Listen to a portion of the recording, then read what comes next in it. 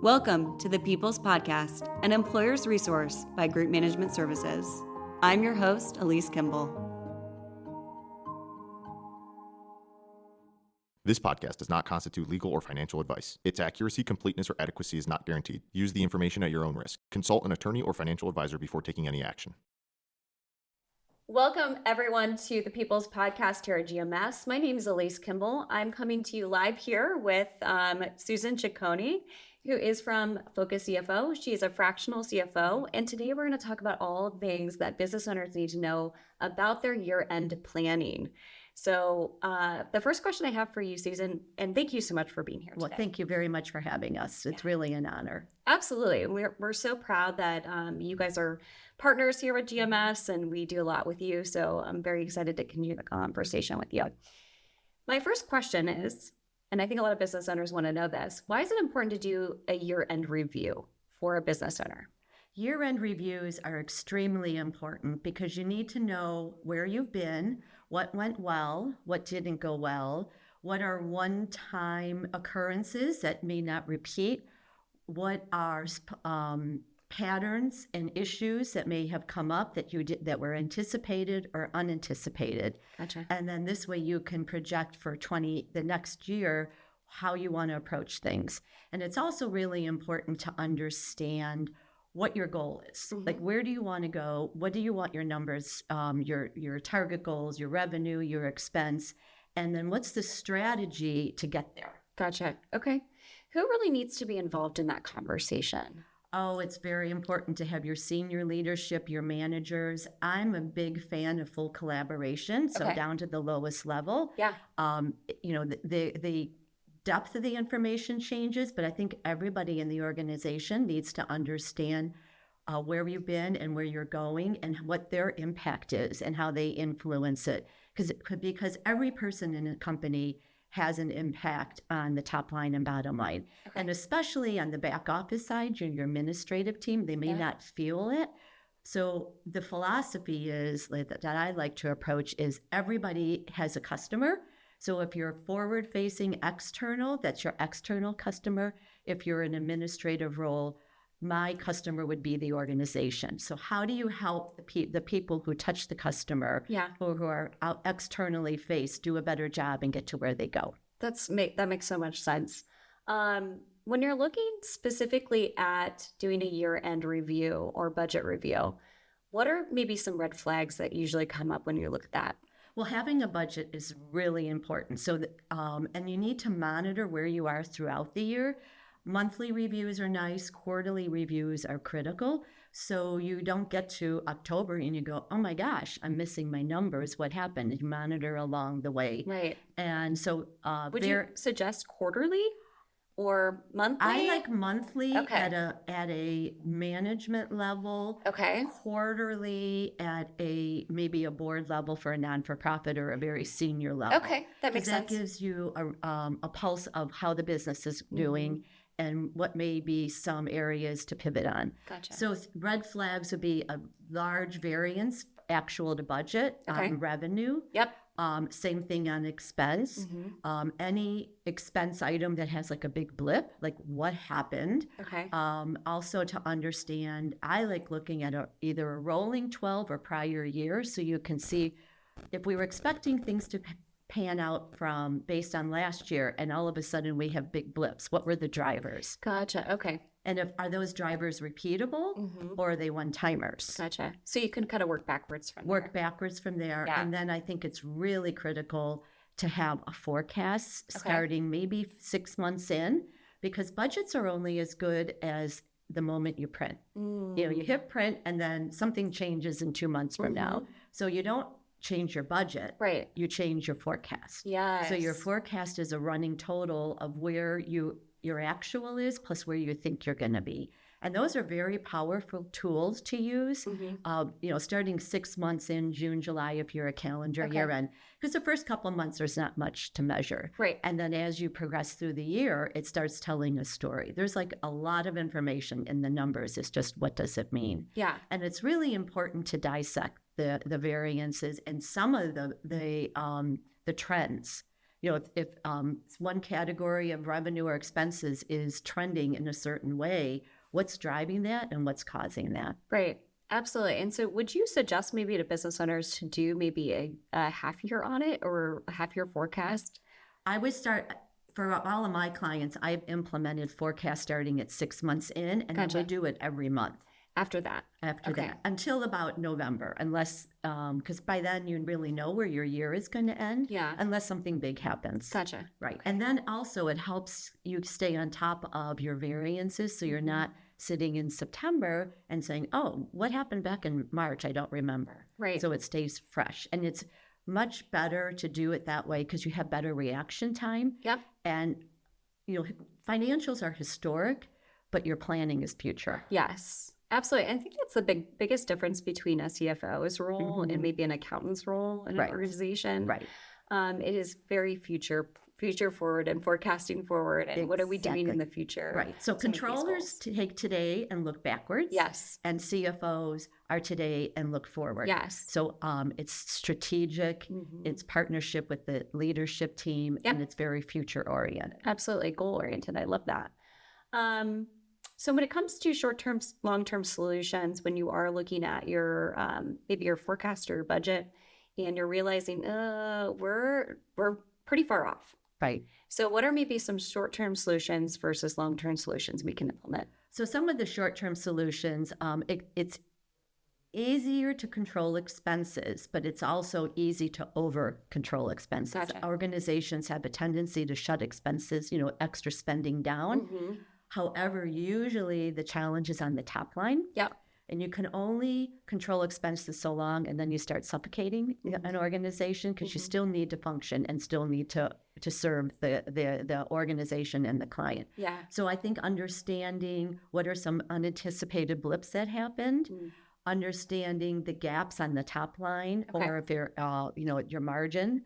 So maybe there's some things that can be tweaked, and that's where the projections come in and the monthly review of your financials.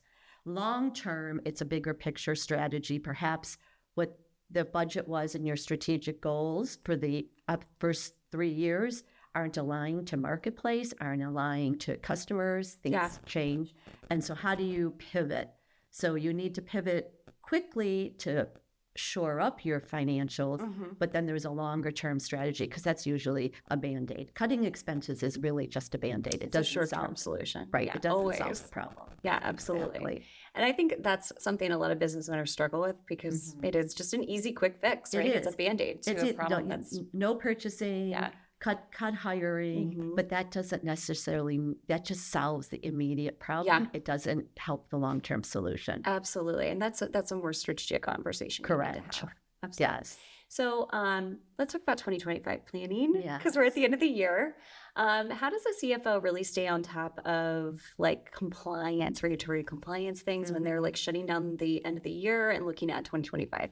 So changes that are happening maybe in the marketplace and Right. in the finance industry, whatever it is. How are you guys staying on top of that news?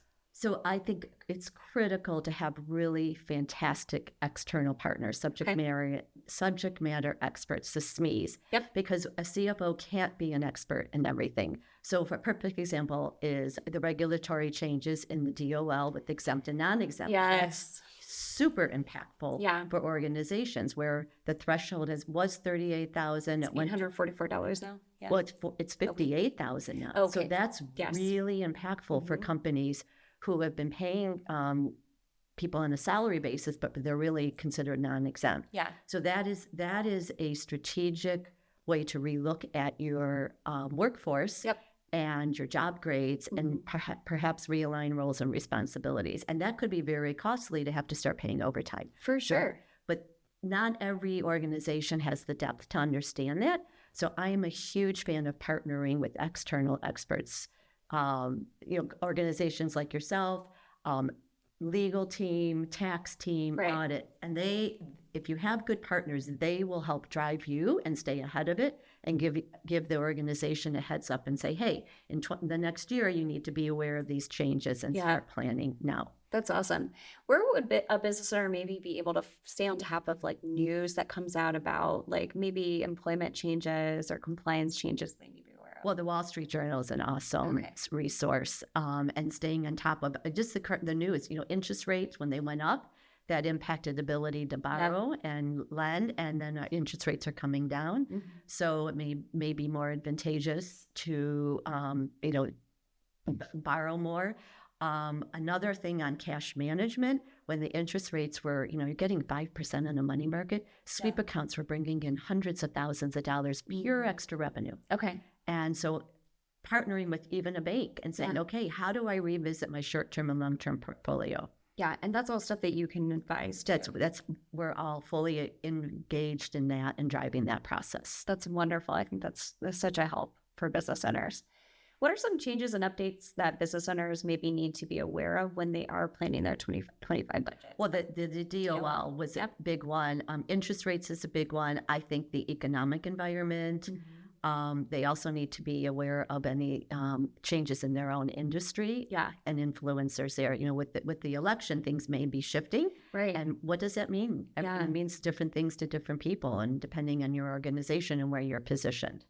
So it can be very, very impactful. And being able to pivot quickly, minimum wage is a challenge. Yeah. So finding good workforce and retention is a challenge. Oh my goodness. Right. So how do you navigate through that? Right. Absolutely. When does it make sense for a business owner, CFO, to start looking at a PEO like GMS as maybe somebody they want to bring into the conversation? That is very critical when the organization isn't deep on the HR. It definitely increases bandwidth. I'm a huge fan of, strategic partnerships externally. It needs to be a good match culturally and alignment with where the mission of the organization or vision of the organization. And it brings tremendous capacity and bandwidth, and it increases the internal workforce to be able to stay focused on what they do. Because oftentimes an organization asks employees to be all things to all people, and that's not possible. Yeah. And, for example, you guys are an expert in everything. Exactly. Yeah. So that's why you need to partner with the experts. Yeah. And you guys stay on top of all the current, workforce issues, anything involved in the HR and what people need to know.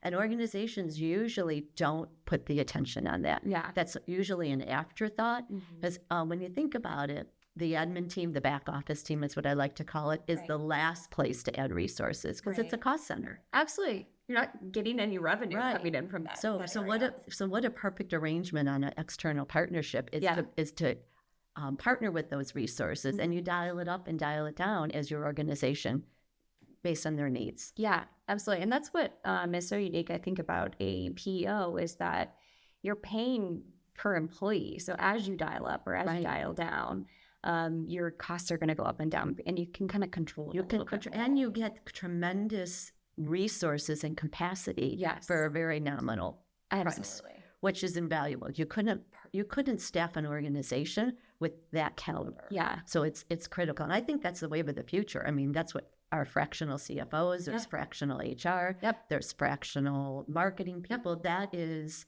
the beauty of this new journey. Yes, that new world that we're in. Exactly. Yeah. So you partner with your strategic alliances, and they grow and expand as you need to. Yeah, and you just focus on the things that you do well. Right, exactly. Yeah. Which is hopefully making money in whatever you're doing. And taking care of the employees. Absolutely, and your clients as well. Right. So I think that's the most important thing. What is the most obvious, in your opinion, ROI, other than things that you just said, of working with a PEO?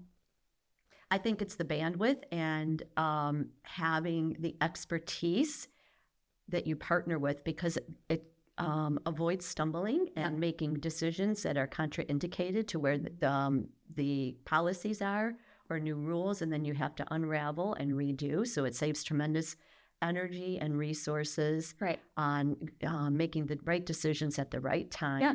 And I think it brings a lot of confidence and credibility to the organization and to the employees. I mean, and that's the intangible value. Oh, yeah. It's reputation, right? Right. Exactly. You can't put a price on that. Right. Absolutely. Wonderful. Well, Susan, thank you so much. Anything that you wanted to add or kind of explain to business owners about their kind of year-end planning that weren't able to discuss today? dig in deep to your numbers. Don't be afraid of what they say. Plan for 25 and understand that a budget is just a guideline and it's guardrails for the organization to know how to make decisions and how to behave, but it's not fixed. It needs to stay dynamic, and you have to continually monitor and manage your information. I think it's wonderful. Thank you. It's been a pleasure. Thank you so much. Thank you for tuning into the People's Podcast. We hope you found today's discussion helpful. Stay tuned for more insights in our next episode. For more expert guidance and resources on small business management, PEOs, and more, give our podcast a follow. Find us on social media or visit us at groupmanagement.com. That's groupmgmt.com. We're dedicated to helping small businesses everywhere make their operations simpler, safer, and stronger.